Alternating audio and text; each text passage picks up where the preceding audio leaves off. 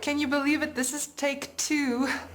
It was supposed to be kind of like a live recording as I draw, but in the first set, up until now, my head has obliterated most of actually where my hand is drawing. So I'm just going to do a recap. Unfortunately, I can't redraw everything now and pretend I've never done it before. I probably could, but that would feel very weird. So, hi everyone.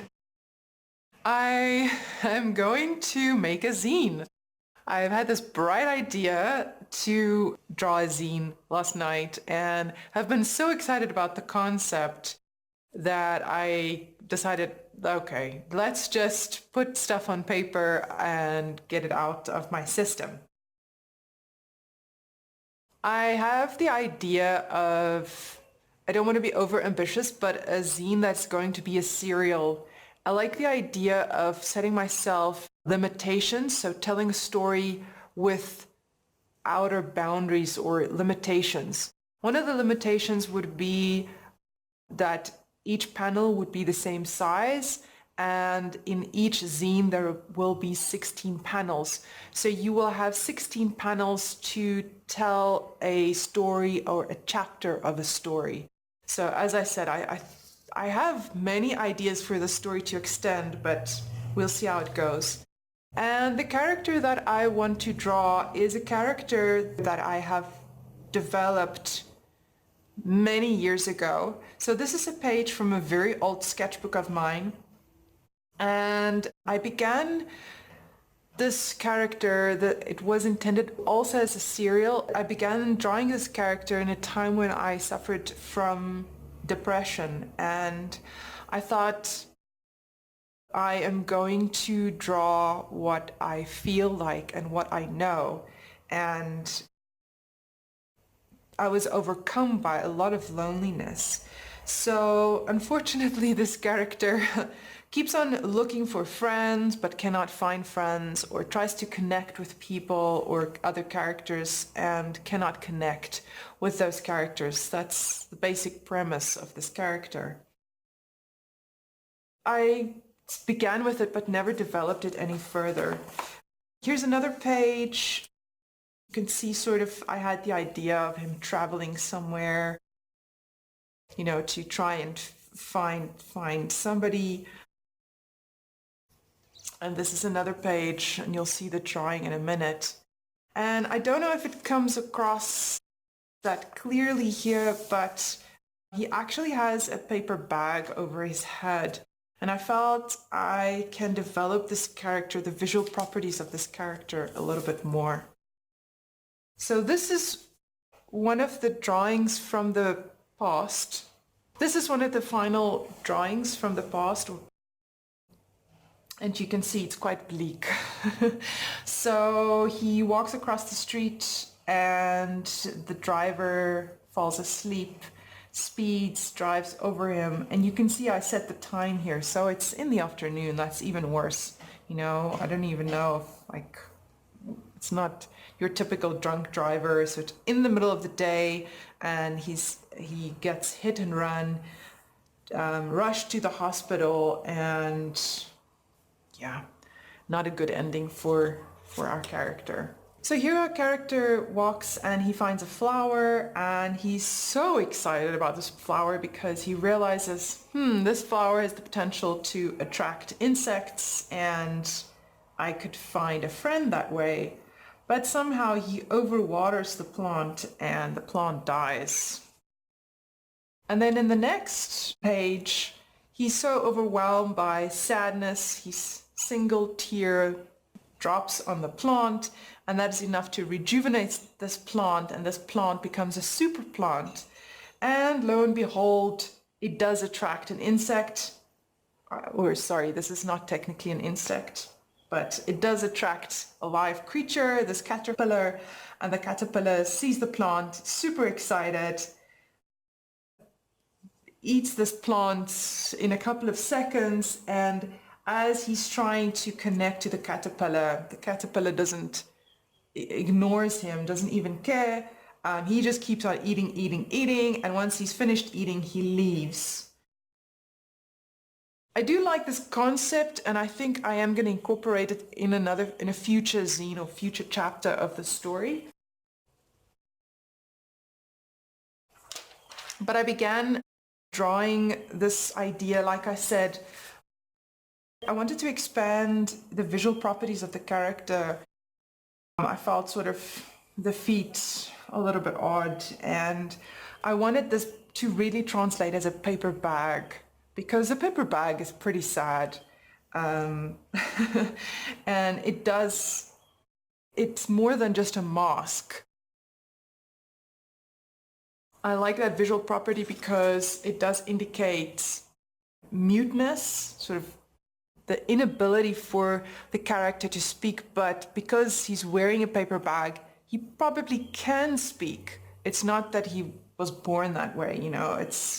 And I wanted to extend also sort of that some lone sadness in the clothing. So I've got this jersey, this oversized jersey, and I like the idea of asymmetricalness. So the one hand is open and showing, but the other hand, sort of this sleeve is very impractical, and then, you know, when he holds things and so on, you won't be able to see the hand. I like that kind of juxtapositioning. I also like the skinny legs because that reveals a bit of fragility. So this is a very fragile character. Then I just went ahead and used some layout paper. I really like layout paper. This is a very thin layout paper. It's about 46 GSM. And I just drew with a pen over it. I don't know if I said this in the beginning, but the part of the challenge I'm setting for myself is to not draw a zine in 2 days or something like that. So draw these 16 panels in over a weekend, you know, a very short period of time. Not to lament on the story forever. It doesn't have to be perfect. It doesn't have to be deep. It doesn't have to be anything like that. It has to be just a creative process where you just learn the skills of the storybook development. So here what I want to show you is the planning. Again, just want to move the paper.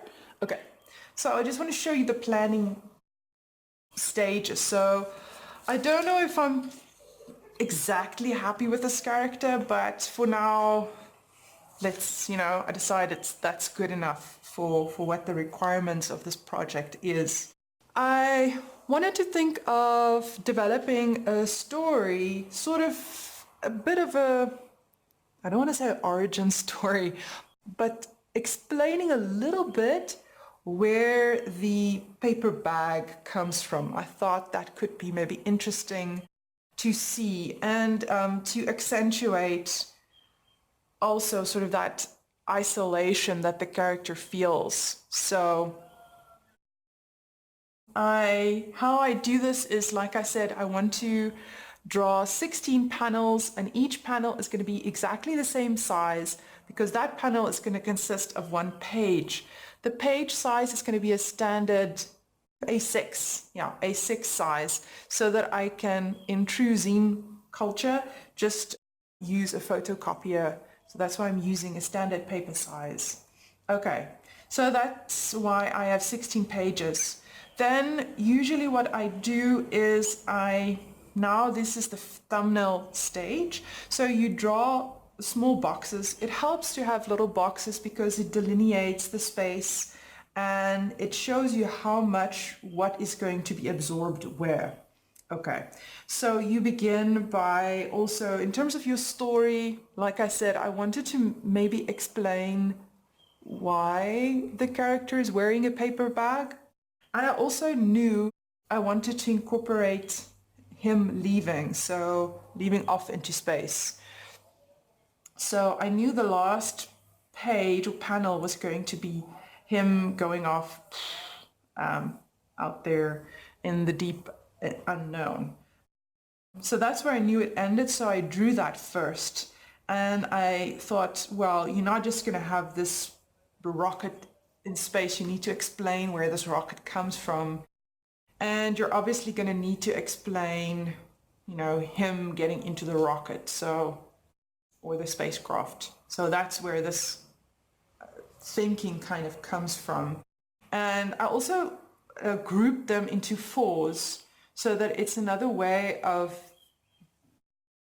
earmarking or creating delineations for the story, so that this set of 4 panels are used for one idea or one paragraph, so to speak, if you want. So yeah, you can see the last set of 4 is devoted to the main character leaving. And then in the start, so we have these kind of your crude characters and your bullies, and the bullies lead the character to feeling isolated and to believing, internalizing their mockery and believing what they're saying. So he finally covers his face with that paper bag. There he's standing in front, the mirror is reflected there. And then it comes back to the scene of the bullies, and they're sort of going on with their debauchery and kind of asking, where did he go? Where's that weirdo? So as a way of leading into, well, here it explains it. This is where he went. He's clearly just left.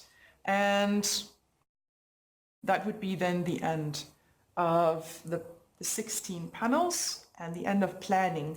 So now what I can do is I can move over to the actual pages and start drawing it out. What's very nice about drawing thumbnails is, first of all, it maps out your idea in a visual plan. So you can see if everything is going to fit in. You can also think about the rhythm, if the rhythm of the story works or not. And for example, at this stage, certain things like you can see, well, maybe these panels are too much the same, or, I need to maybe differentiate angles, or it doesn't have to be that, but it helps you to see how much space is being absorbed. That is it for now. Let's move over to the drawing of the panels.